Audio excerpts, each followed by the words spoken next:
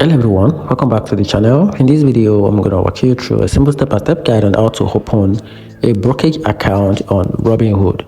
So let's quickly dive into it on how you can simply open a brokerage account on Robinhood. So the first thing to do is to download the Robinhood app from the App Store, which is for iOS user, and if it is Android, just go to your Google Play Store for Android and install the Robinhood app. Then after that, open the app and tap sign up.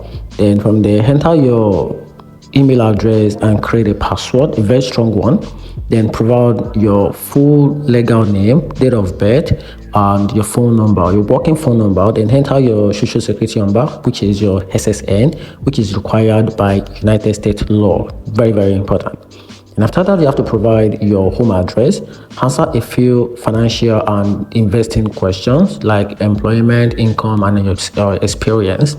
And review and accept the Robinhood terms and conditions. Tap submit application. Wait for your account approval. It can be instant or takes a couple of 2 days, like between 1 to 2 business days.